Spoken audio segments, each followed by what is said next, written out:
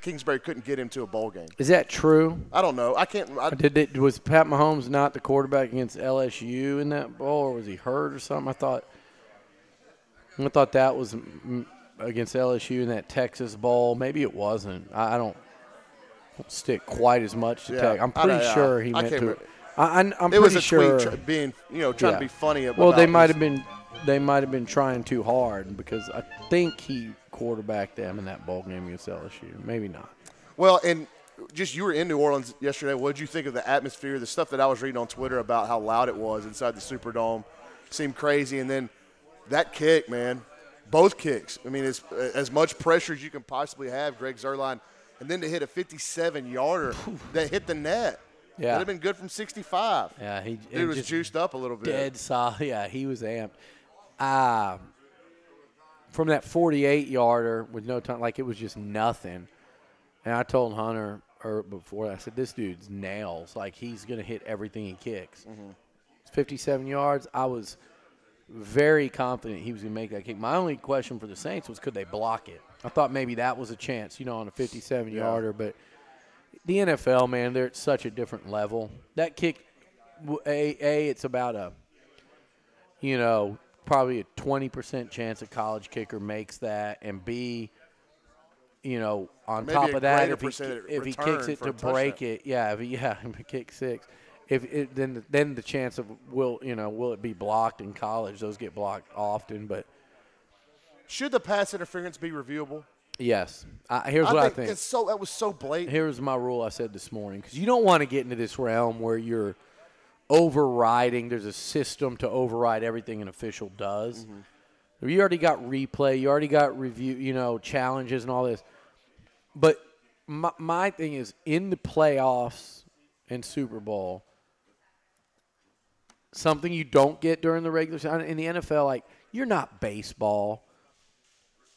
Okay, you're not America's pastime. There's not this tradition, which, by the way, also holds baseball back as a sport. There's a reason Patrick Mahomes could play a whole season and not be known till the World Series, as opposed to football where everyone and their dog knew of him before last night, but I digress. But, to me, you change the rule, and who cares if it's not the same during the season? Nobody's going to give a damn. People are going to actually like it, the players, the coaches. Everyone's going to like it except the sensitive little officials. And I know we had a friend, and I saw him recently, that was a referee that would come here all the time, and I probably ran him out over the years of my official bashing. I think those guys work hard. I think they generally do a good job. I think they can't get every call right. It can't be an easy job. But if you blow an egregious call like that, there should be some system in place to keep that from happening. And that doesn't mean – hell, I think the odds of you getting fired are higher or losing your job if you blow a call and it doesn't get fixed than if there's a system to say, hey, Bronny, you screwed up, but instead of altering the outcome of the NFC playoffs and changing which team goes to the Super Bowl, it's all right, dude. Don't do it again, but this is why we've got this system. So now Sean Payton throws a challenge flag, and they review it, and they say, it was blatant pass interference. The guy did not turn around, and he hit him before the ball arrived. Therefore, it's overruled. They're not going to overrule simple holdings and things like that. But you're going to generally save that. I bet most games. Maybe there's a set of calls that you get one a game to challenge. Yeah, that's what I was saying. Yeah. One challenge a call per game per team. And that's it. And if it doesn't get overruled, then you lose a timeout, just like only in the playoffs. We don't need to do this all year. It doesn't undermine officiating. It's one, at most, 2 plays in a game. Sometimes probably none. It is what it is. And the officials still are the biggest part of calling the game. It doesn't take that power out of their hands. Just for one play in case of disaster. It's like having the emergency button, break glass and pull this if things get out of hand. Well, what was the atmosphere like? Because there was still a lot of football to be played, and the Rams had a lot of work to do still to win that game. It's not like that was the end of the game, and the Saints, it completely hindered them from winning. There's a lot of football to be had. So was it Was it down in the stadium and then picked back up in overtime, or? When they won the toss, I think people got excited again, but it was like air out of a balloon. Even when they kicked the field goal and everyone was just kind of, you could just sense the frustration. Our whole section, I think, was flipping off them.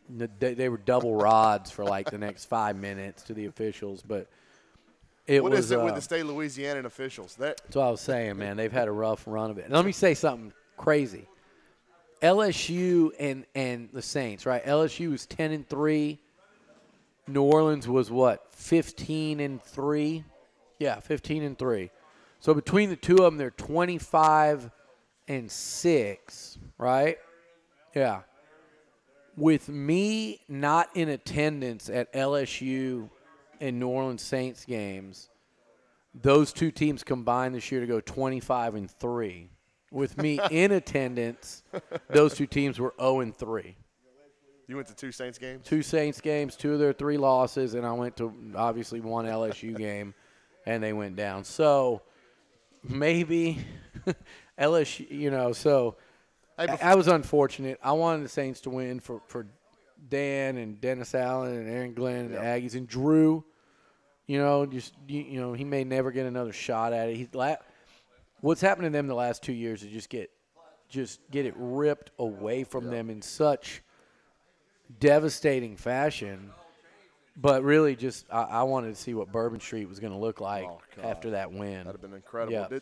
So, in your mind, what Tom Brady did in Kansas City in that atmosphere and that weather, staple for you, is he the greatest of all time? He already was. When I saw what he did in person 2 years ago in the Super Bowl against the Falcons, he cemented it. He's better than Joe Montana that night.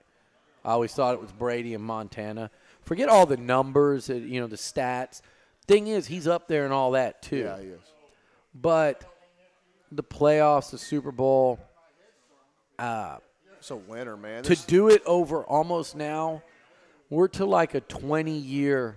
It's Kobe. It's way better. It's Derek Jeter. It's all these guys just winners. Yeah. Just you think you can beat me.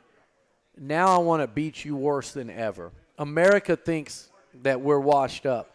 Now I want to win worse than I ever have, even when I was at 20 trying to make it as a 6th-round, 18 or whatever, at 21 years old trying to make it as a 6th-round draft pick.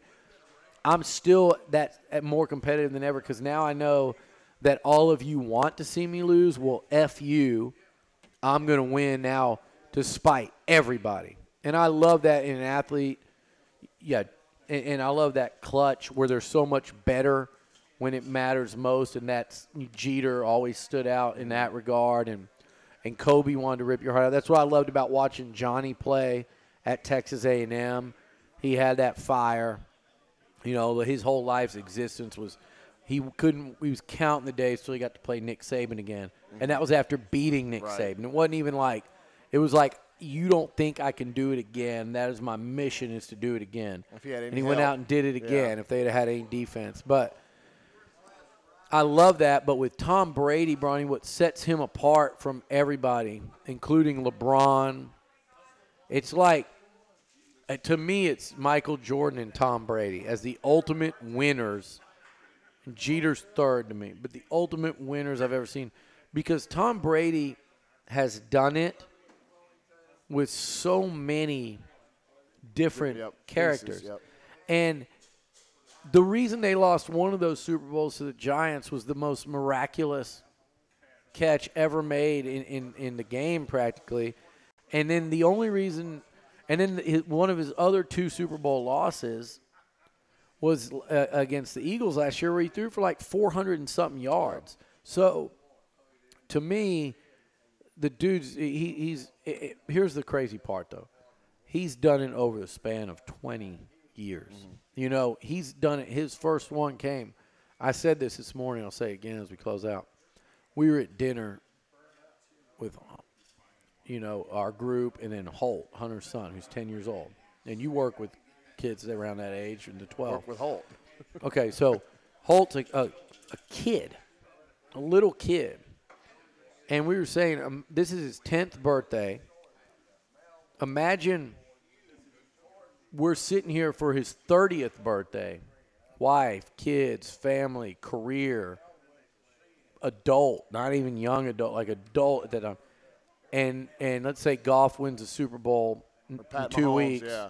And it'd be like if golf was still winning the Super Bowl when this little kid that's 10 years old is 30 with, that's no athlete has ever done that as in my time. Now, I don't know. You go back, maybe there's some of those great Yankees that did that. I'm not sure. But for him to do that in today's day and age in sports, no one has done that ever. On the other side of the break, we'll bring it back more locally, talk some Aggie sports. You listen to Beliucci Hour Lunch, live from the tap and on the zone. You can hear Gary Blair, and the women's basketball team all season long right here on Sports Radio 1150 and the Zone 102.7 FM. There's a Kubota for every job. There's a Kubota for every harvest. There's a Kubota for every task. And at Normandy Tractor, for a limited time only, take the drive to Normandy and let Vernon and the boys show you what they have ready for the new year. Get the new Kubota L2501 DT 24.8 horsepower tractor, loader with quick attached bucket and 5-foot shredder, now through March 31st for a cash price of only $15,800 or payments as low as $160 per month based on 20% down, 0 APR for 84 months. And remember, most any trade-in can be your down payment. Normandy Tractor has over 8 acres of Kubota tractors, Kubota RTVs, ATVs, and Kubota mowers to choose from. Remember to shop additional Kubota package deals on the web at normandytractor.com. For the lowest prices and largest selection, shop Normandy Tractor, voted best of the Brazos since 2002. The corner of Highway 39 and OSR in Normandy, and remember, nobody beats Normandy Tractor. Nobody. Hi, this is Jonathan with Bottom Line Bookkeeping. The Tax Cut and Jobs Act will affect your tax return this year, whether you are a business or an individual. And I'm Debbie, and we want to remind you to get all of your stuff ready. Last year's taxes, this year's documents, and be sure to tell us about all of your big life changes. Starting your return early gives you more time to gather necessary information that could increase the amount you get back for a maximum refund. Some questions you might ask yourself. Did you start a new business last year? Did you work full-time or part-time? Get married? Add a child or parent to your household? Did a family member head to college? Take an early look at what these milestones will mean for your taxes this year and next year. Another reason why you should call award-winning Bottom Line Bookkeeping to be your tax professional. Let us schedule your appointment early to get your taxes done. At Bottom Line Bookkeeping, you are more than just a number to us. Call 691-2345 today. And we also want to take this time to thank you for voting Bottom Line Bookkeeping Best of the Brazos for the last 14 years.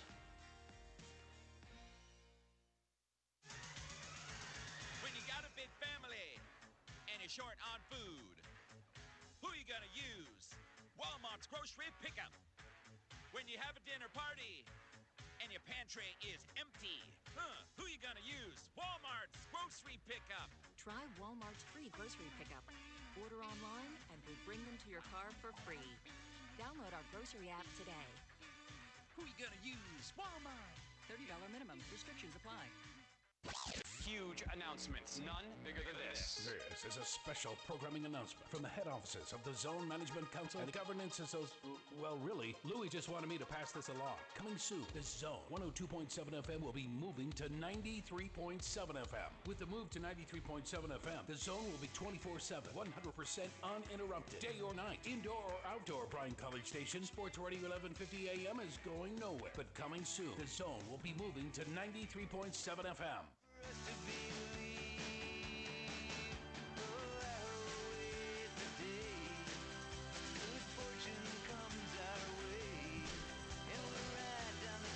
Welcome back to the Beliucci Hour Lunch. Ryan Brauninger, Beliucci with you from here on the stage at the Tap on Harvey Road. Enjoying the Tap's great lunch menu. I've got the chicken Diablos, burger basket, $8.49, blackened chicken sandwich, $8.49. The arrival of Jimmy Wright, always a big deal for the front table. Luch, wanted to start this segment after what happened on Saturday at Reed Arena. Is there any part in your mind, any part of this Aggie basketball season that's salvageable? And if so, what does that look like? I'm concerned that they that they won't win another conference game. We'll finish 1-17 in the league. That's how bad they've looked this week. I think they'll find a way to win a couple.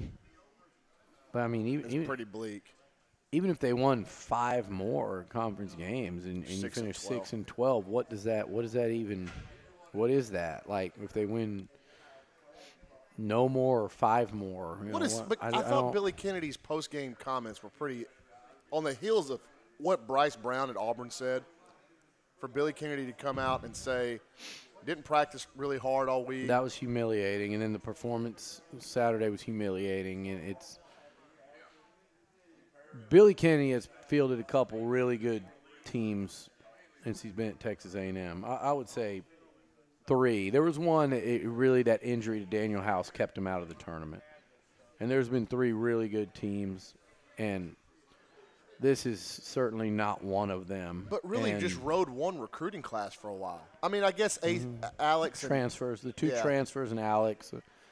I don't care how you do it, if you do it, but this roller coaster before the Sweet 16 and then after the year in between the Sweet 16s and then the year after that, and even last year's Sweet 16 team, you know, how unlikable they were early on and all the suspensions when everybody knew what those were for. It's just a lack of discipline, and those guys didn't seem like they cared.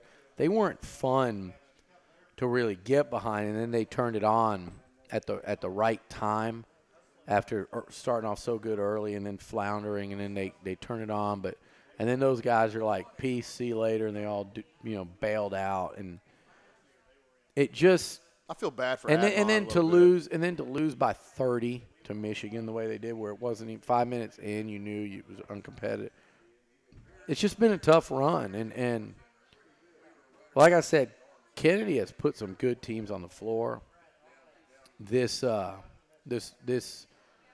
edition of Aggie basketball is not one of them. It's pretty bleak. It's pretty bad. It's the last 2 games. This is as bad as it could be. Yeah, and you got to put a walk on the court that for 11 minutes of that game to a team that might have been the worst in the league. It wasn't even like you got beat like that at home to Auburn like earlier in the week. Tennessee, yeah. It was the worst team in the league, the one that you're in contention with for this. But then to go out and play the way they played. And then, Savion Flagg hits like a step back, kind of jukes a guy out of his shoes, breaks his ankle, step back, hits a shot. And all these dudes that are benched because they were getting their asses handed to them by the worst team in the conference on their home floor jump up and are celebrating and laughing like, oh, like it's like they're up by 30. And that, to me, it's like that sums up everything. This team right here, they don't get it. They're inexperienced. They're immature.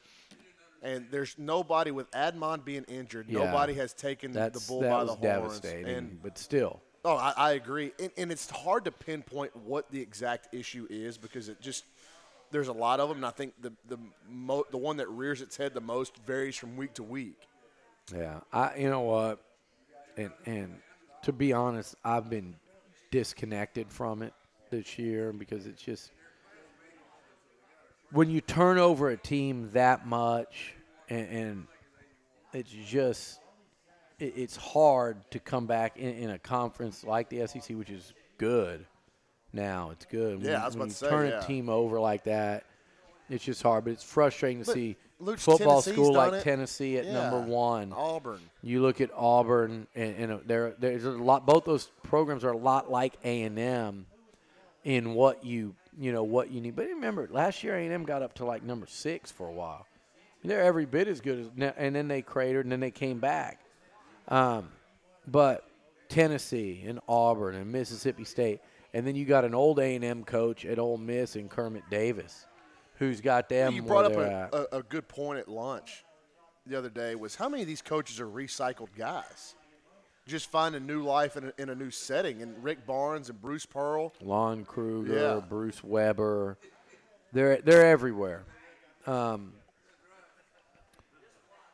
I think it's the inconsistency because at its peak in the last 3 years or so, Billy Kennedy's had some A&M really high in the rankings. Maybe the best team this school's ever seen. He's gone to more Sweet 16s than Turgeon and Gillespie did combined in the same. They were there 7 years.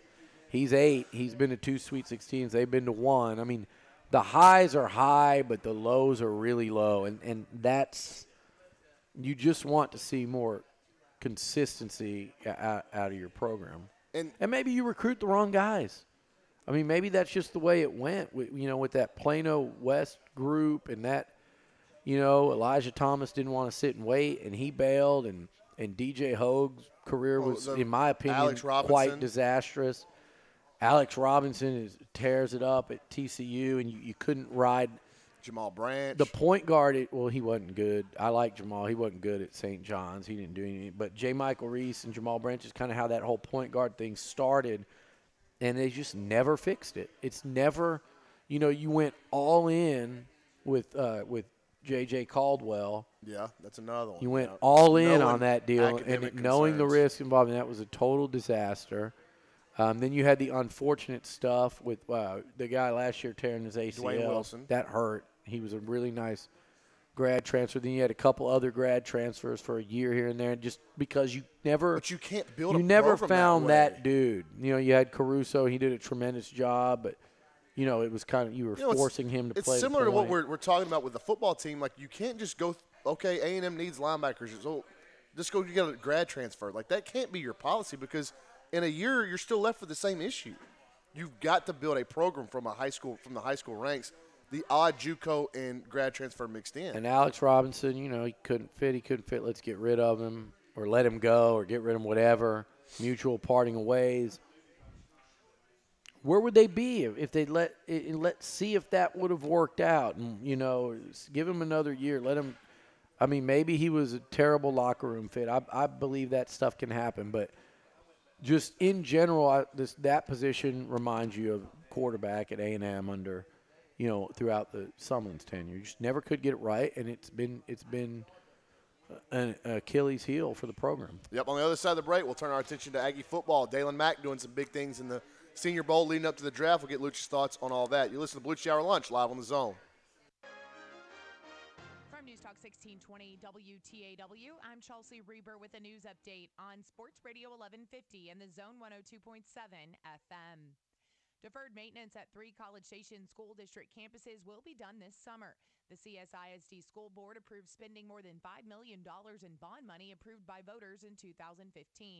Facilities Director John Hall says this includes the first phase of renovations at Consolidated and College Station middle schools. Providing new flooring, paint, interior signage, and some other minor interior upgrades. In the public areas, this is the first phase of this work. It'll be the public areas, which are the corridors, cafeteria areas, places like that. We don't have enough time to tackle the classrooms yet this summer. We'll be doing those at a later time. This summer's work includes a second phase at South Knoll Elementary, which includes new flooring and a few exterior upgrades. Bringing chili back to Chili Fest. That's what President Hunter Cook says they're focused on this year. There's going to be $1,000 cash prize for the winner. And we're going to be making a lot of improvements. We're going to be using national chili competition rules. And we're really looking to add that aspect to the event this year. This year's music lineup has also been revealed. You can find that and more information online at chilifest.org. A College Station man convicted by a Brazos County District Court jury last October for threatening to kill his girlfriend was sentenced by a judge earlier this month to 26 years. According to the DA's office, 32-year-old Nicholas Ryan Johnson will have to serve at least half the time before becoming eligible for parole. During the punishment hearing, prosecutors brought up Johnson going to prison for one of 2 prior convictions of assaulting his ex-wife. The attacks happened within hours of each other. For more news, go online to WTAW.com. I'm Chelsea Reber on Sports Radio 1150 and the Zone 102.7 FM. Folks are always looking for a place to meet friends, grab some food, relax, and unwind with a cold beer, mixed drink, or glass of Boots Sweet Tea. The Tap on Harvey Road has been the place to do just that for nearly 30 years. A casual atmosphere and tasty food keeps people coming back for more. Our burgers, salads, chicken tenders, nachos, and more are sure to satisfy whatever craving you have. And being an SEC country, the Tap is a great place to meet before, during, or after the game. See you at the Tap on Harvey Road in College Station. Unisom presents a bedtime story. A lot of people ask me, "Hey Einstein, how do you get all those ideas?" My formula is simple. Get a good night's sleep.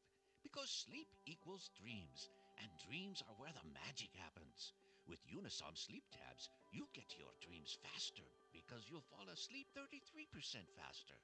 So good night, sleep tight, and keep your dreams alive with Unisom. Versus placebo in a clinical study. Use as directed. Hi, I'm Nate Bender, host of Checkpoint XP, gaming radio for gamers by gamers. Join me and my friends every Saturday night at 10 here on Sports Radio 1150 and the Zone 102.7 FM as we talk about the latest news and events from around the world of video games and the esports scene. Every Saturday night from 10 till midnight, you can hear Checkpoint XP here on the Zone, or you can catch us on demand at the Pod Center at zone1150.com. My heart seemed to be at least 8,000,000 miles apart, and my heart says to love you. My head says to run. It's like my heart is too afraid to tell my head what it's done. 12:35 on a Monday. Ryan Brauninger, Beliucci with you from here at the Tap on Harvey Road. Beliucci Hour lunch. We hope you are enjoying nice weather on this Martin Luther King Jr. Day as we remember one of the greatest social influences in American history, Dr. Martin Luther King. Luch, Dalen Mack, certainly making a name for himself as he performs in these East-West Shrine games and Senior Bowls. I'm going to ask you this. Of all the guys so far, did Dalen have the most to gain of the seniors entering the draft? In other words, did he need this the most? Did he need that week more than anybody else? Because I don't think he needed it more. I think you're right on the first part. He had the most to gain. Mm-hmm. I think the other one that has a lot to gain this week, Eric McCoy has a lot to gain in these things. He's Senior Bowl, correct? I think he and Dalen probably had the most to gain. Dalen really helped himself, not only with his senior season, but he followed that up with that showing, this past week. So good for Dalen. Again, couldn't happen for a better kid. You just love seeing a success story like this, and I can't wait to hear his name called on draft day because I think he solidified it. Okay, because I think if he had not done this week, if he had not performed so well, he would have gone into pro day, or whether he goes to the combine or pro day, wherever he did it at, his measurables would not have been ideal. Yeah. And they would have had questions about can he play at that size, especially if he didn't do it in Senior Bowl practices. So did you think he's practicing his way or playing himself into a draft pick? I think he was dominant against SEC competition this year. For what he does, he was dominant. He's not Aaron Donald, but I watched Aaron Donald do what he did yesterday, and I watched that game real closely the week before. He may be the best on the planet. I know. So that's what I'm saying. He's not him, but his weaknesses are a lot of what the perceived weaknesses Aaron Donald has, and his strengths are a lot of what Aaron Donald's strengths are. He's just not of that level. But you're not talking about making him a first-round pick. You're not talking about him being an all-time great. You're talking about can he play at that level, and you look at the set of strengths and weaknesses, and you go, yeah, he could be that kind of player. You're just not to that level of dominance or that, you're drafting him in the mid to late rounds. Yeah. So I do think he gets picked up, and I think, you know what, Bronny? He was going to do that in this game. So it wasn't even like Dalen was taking a risk by playing in it because, A, he needed the help, to help his stock, but B, of course he's going to do that because he did it all season. Right. He's better than most of the guys trying to block him, and he was better than most of the guys trying to block him this year. in the best college football league in the country, in the most physical league. So it's really Do all those D linemen get interesting. drafted for you? I don't know about Kingsley? Landis. I think that'll be close, but I Yeah. think Kiki and Dalen. Man, if Landis Durham gets drafted, Luch, it's just another hat on the rung of Terry Price. I mean, turning an outside linebacker into a NFL draft pick, and we already talked about what he's done in college, but just to put the cherry on top of a career which was made by Landis working at it, but the tutelage of Terry Price. If Landis Durham gets drafted, and he already is this, like the most slept-on A&M player since I've been doing this almost. I mean, I'd have to spend some time looking at going all the way back to his recruiting yeah. classes for the last 20 years and say, Landis Durham was, like I said, the most slept-on guy. Maybe Jay Sternberger, but Landis over a Mike career. Evans. Over a career, yeah, Mike would be. What they performed at in college compared to what they came in as. But here's the difference. You're right. Mike's number one of all time, a 2-star. But Mike, when he first got to A&M, everybody was like, this dude's going to be a superstar. He's spectacular. He's going to be incredible. What is that sound? Second, I think I can't. Is it? Second, I think Landis started out. I think Landis started out being. He wasn't. I didn't think he was going to be more than a special teams depth guy. He ended up leading the SEC in sacks, and he ended up leading the SEC in sacks, and then he ended up going the next year and followed it up with like a 7-sack, 12 tackle for loss season. He had a hell of a year. His last 2 years were all like if he had been in Big 12, he's an all-conference player. And in 2 different systems. 2 different systems.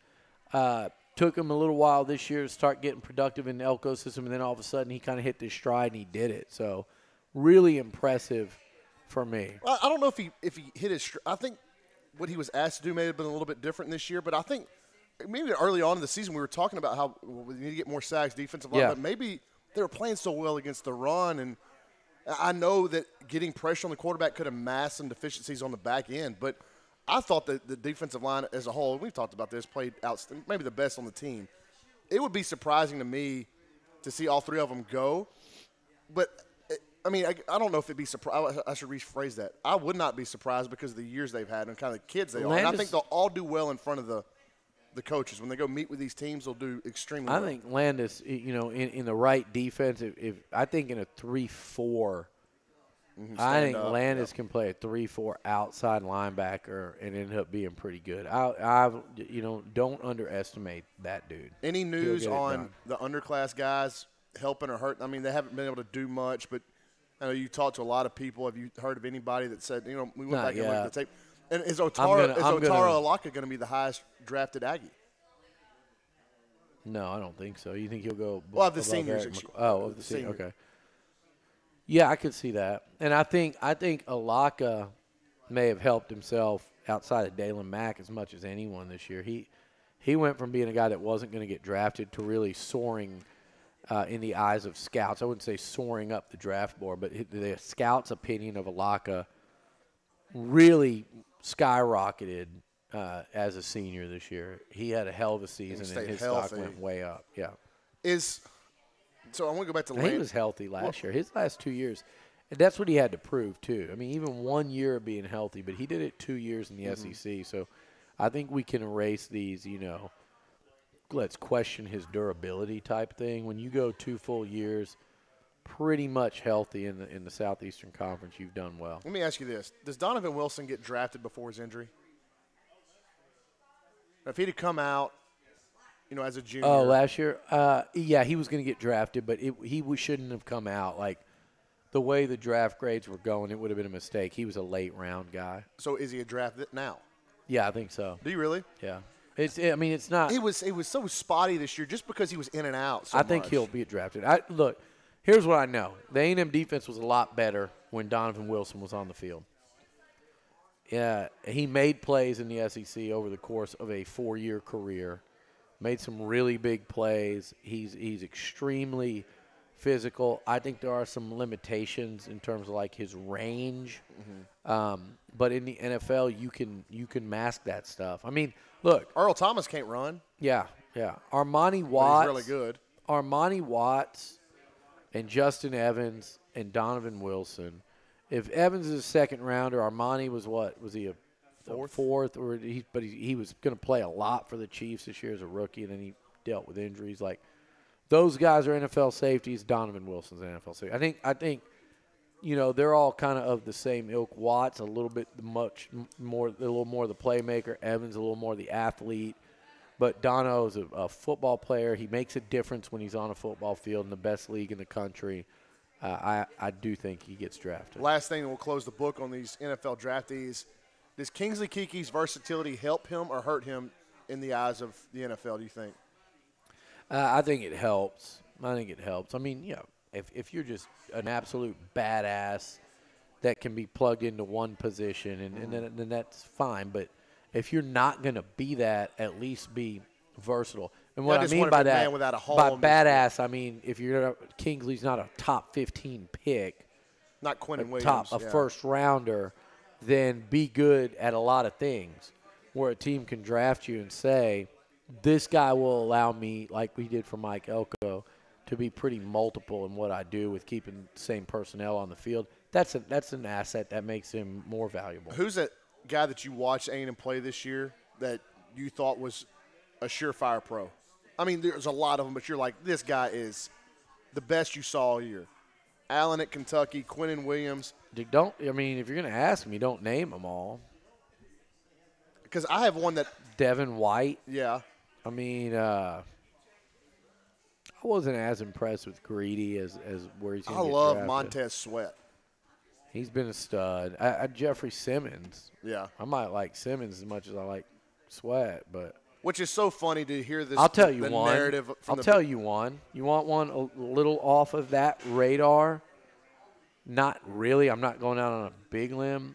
The young safety at Clemson, and I always forget his name, but he's coming back for another year. He's like one of the only guys on their defense not leaving. That guy, when the game started, I was like, damn, who is that? And then as the game went on, when A&M played him, I said, he's an absolute stud. And he got better and better as the year went on. On the other side of the break, we will close the show with your questions from here at the tap, as well as get Lucha's thoughts on these final couple of weekends. I think it was Simmons. Simmons is the guy I'm thinking of. We'll get Lucha's thoughts on the final couple of weeks heading into National Signing Day. You're listening to Beliucci Hour Lunch, live on the Zone.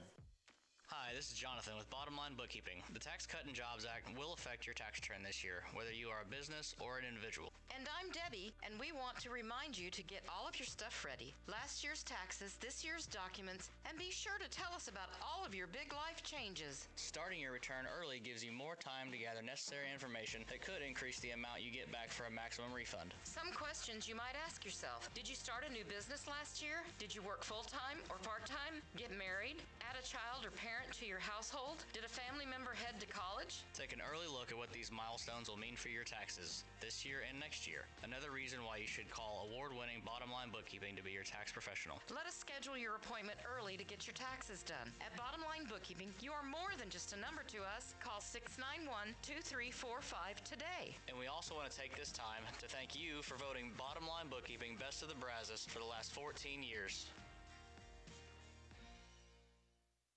There's a Kubota for every job. There's a Kubota for every harvest. There's a Kubota for every task. And at Normandy Tractor, for a limited time only, take the drive to Normandy and let Vernon and the boys show you what they have ready for the new year.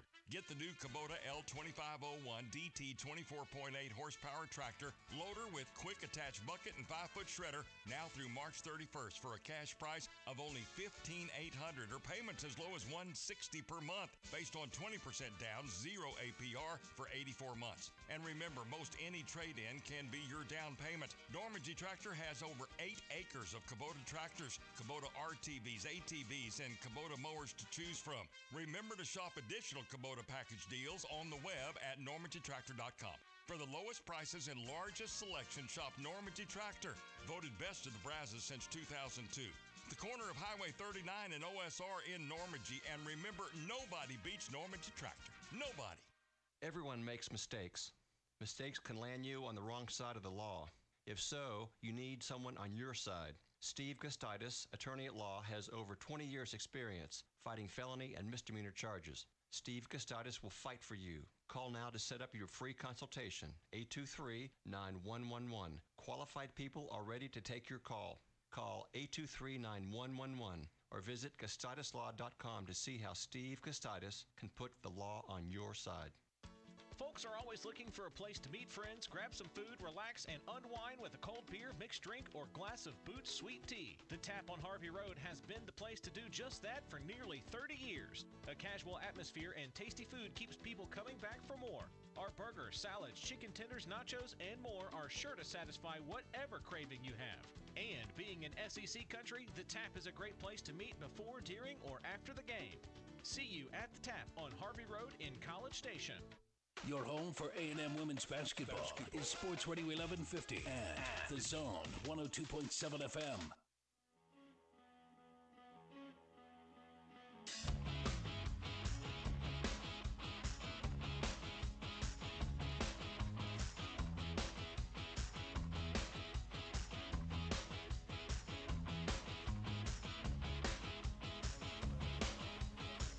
Final segment of the Beliucci Hour and Lunch here on this Monday, MLK Day.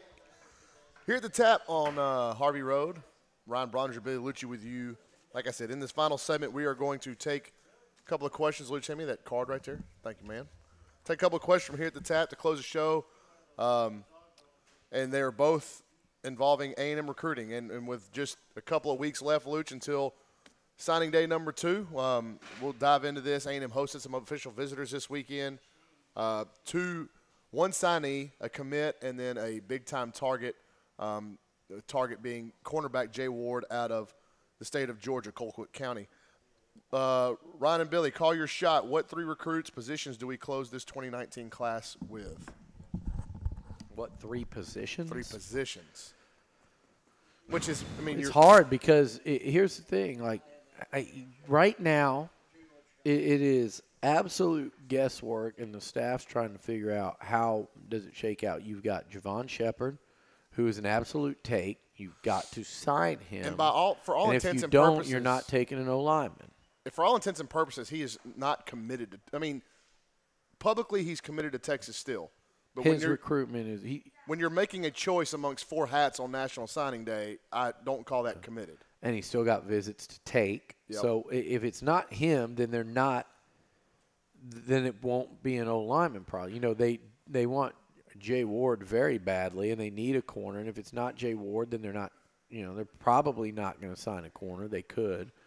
There's Chris Russell at linebacker, and they're trying to get Devontae Lee in.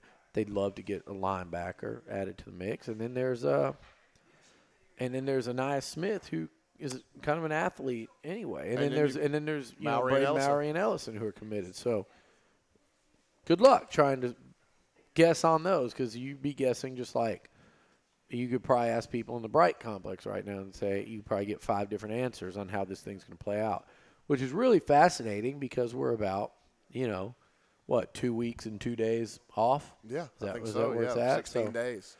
So not a lot of spots, but a lot of possibilities and scenarios. So we'll see what happens. I mean, my guess, prediction, I could see him going Shepard, Ward, Mowry. Yeah. I could see it. I could absolutely see Aniyah Smith being in that mix, who, by the way, is committed to A&M. So yeah, and that's still got to be sorted out as well. Yeah. And then, but I think anybody, you can say today that we feel good about Javon Shepard coming to A&M, but that may change after his, Georgia's making a huge run now. He's still got an official visit set up to Texas the last weekend before signing day. Georgia making a run. Georgia and Alabama being in the mix there worries me, because I just think, honestly, I just think those schools are about as slimy as they come right now in college football when it comes to recruiting. Thoughts I think they're really They're really the teams you don't want to be battling down the stretch. When A&M saw with Christian Harris and Scooby room Carter. room under the salary cap, let's say. Thoughts on Tom Herman's supposed speech and potential blowback on the 2020 recruiting front?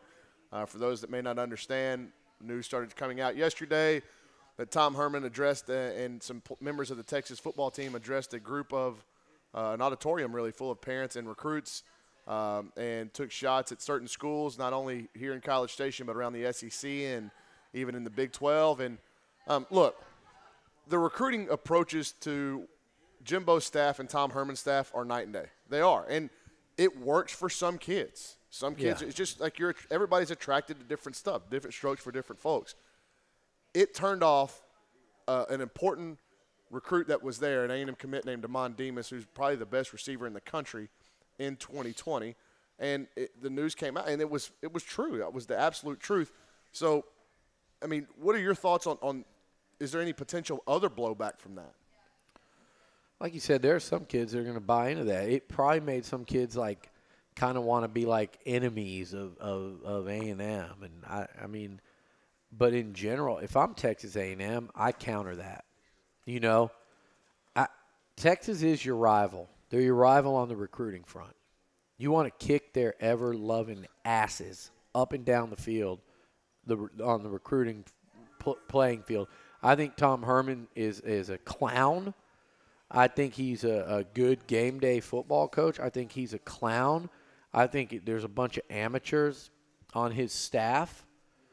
And I think when push comes to shove, he's about as mature as his quarterback is.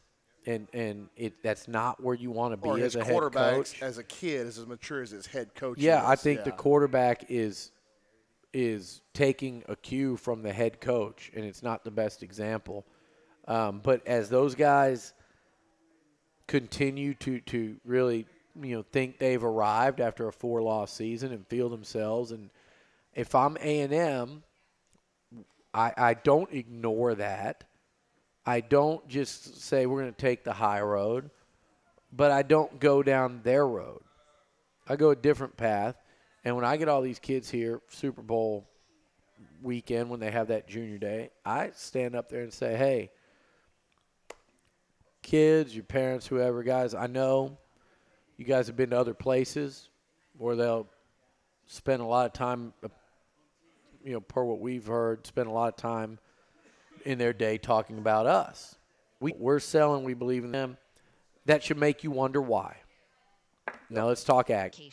That's why we here at Bryan Broadcasting started the half-price tuition campaign. We've partnered with schools and learning centers throughout the area to provide tuition for families at half the normal cost. These offers